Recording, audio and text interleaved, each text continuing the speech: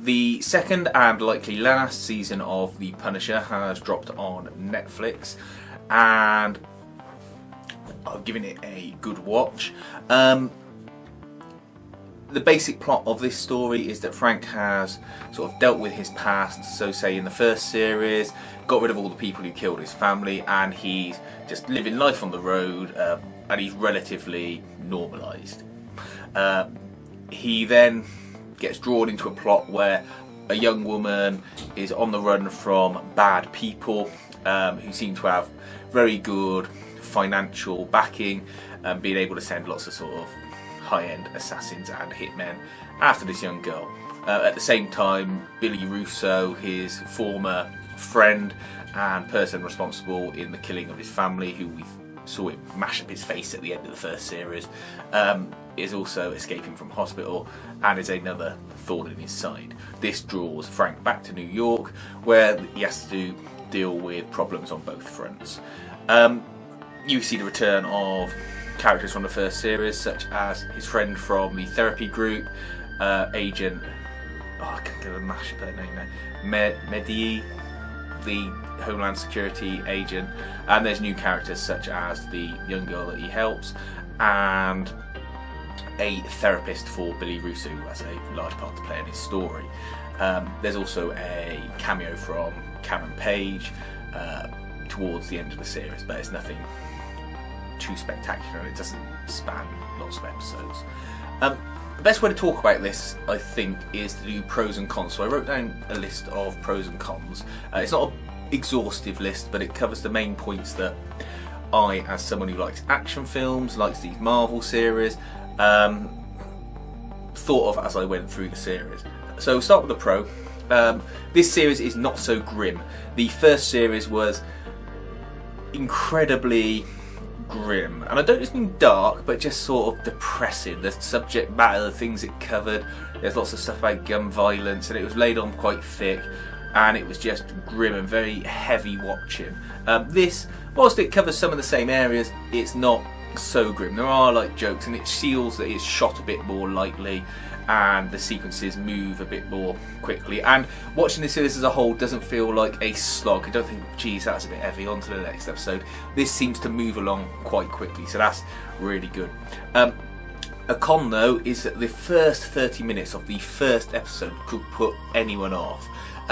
It feels like filler. I can see what it's doing. It's trying to set him up with something to lose and something to set him off.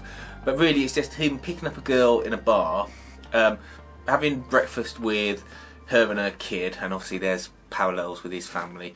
And then it's almost like you could edit that bit out, or edit it right down to maybe 5 minutes, and then he suddenly gets involved in the main plot.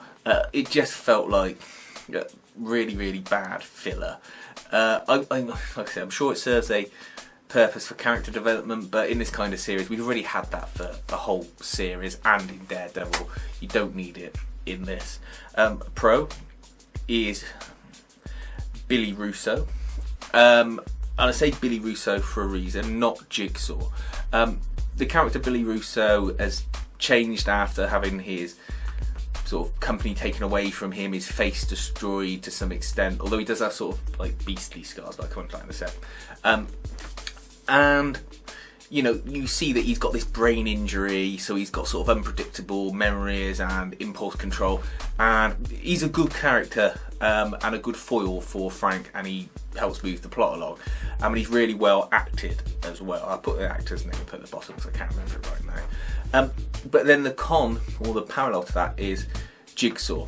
This character isn't Jigsaw, which is fine, but they keep trying to allude to the name Jigsaw. First of all, he makes a reference to it saying, oh yeah, put my memories together, it's like a jigsaw. And then someone else in his gang goes, oh, he's got a face like a jigsaw. He hasn't. He's got some few little scars and things that, okay, they're not good, you don't want those scars, but they're not to the level of scars that Jigsaw should have. In Punisher Warzone, his face was totally taken apart and put back together and it looked a mess. That is what he should look like if he's going to be Jigsaw. So don't even bother referencing it, because all it does is piss off comic book fans that are familiar with the character. you know, I don't know if it's budgetary or something like that, but you know, they've obviously got money for gore and things like that. It would have been better to have properly had his face disfigured and have him just wear a mask for a large amount of it if they want to save on the prosthetics, so that when you see it, it is really shocking. They could have even had all pus and stuff coming out because his wounds haven't healed properly. But you know, that was one of the things I was disappointed with. A pro is, I've put sloth on my notes. There's a fight in a Russian gym where he bashes the crap out of someone's face with a weight plate until he looks like Sloth from the Goonies. You'll know it when you see it, but it just made me chuckle, and it was a highlight of the series because he did look like Sloth. A con, though, that came from the same scenario when he goes to this Russian mob gym where there's all these big guys, is I thought for a minute that with the Russian mob being involved and him going to this gym, that the Russian from the comics would turn up, a nigh on indestructible giant man that would, you know, have a great fight. And I thought they might have kept that quiet, but it doesn't happen. There was no indication other than my own thoughts on it. There was nothing in the press or anything that made me think that, but you just think, go into a gym, all these giant dudes, and I expected some huge man to come out from the back, or the Russian mob to go get the Russian or something like that, you know, for him to come in. But it didn't happen, so I tricked myself with that. But, you know, people who watched it probably had the same thoughts as me. A pro in the series is the Punisher. When I say that, I mean when Frank Castle has his uniform on and he is in full Punisher mode. It doesn't happen that often in the series. And like the first series, which really didn't have him doing any Punisher stuff for long stretches of time, this also suffers from that. Because when he is in full Punisher mode, the actor really gets into it. John Berenthal, he does this thing where he's sort of and he's like almost barking like a dog, and you can tell it's a choice, but he's like psyched up, and it's just this sort of primal barking rage that he's got, and it is really effective. Now the con is that there's just not enough of it. You know, there needs to be more Punisher in it. There are bits where he's got action scenes in that, but there's just not enough Punisher, and I'll come on to that in more detail in a bit. The next con is thinking that the battle van was going to appear. In the comics, and I think the Spider-Man cartoon as well, he has got the battle van.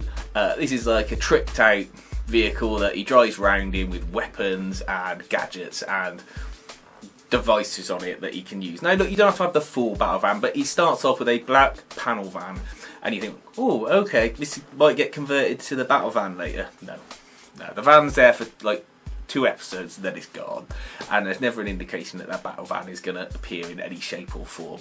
Disappointing, because it would have been a nice thing to have in the series, particularly as, you know, they're getting rid of things as well, and it's set in the world where there's Daredevil and things like that, you know, so it could have got tricked out. The next pro is the action scenes. When the action scenes do kick in, they are really good. There's a gym fight, there's a little bit of an assault, a mini assault on Precinct 13 near the start.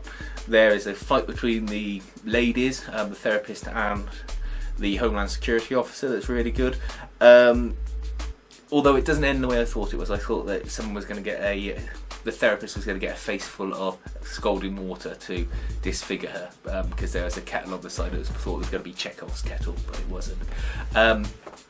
And there's just lots of good sequences. There's even a very short, but very good sequence where some guys in an alley face off with him, and he just takes them out by moving in a certain way, and it's just really well executed, and it's all done in the light so you can see what's going on.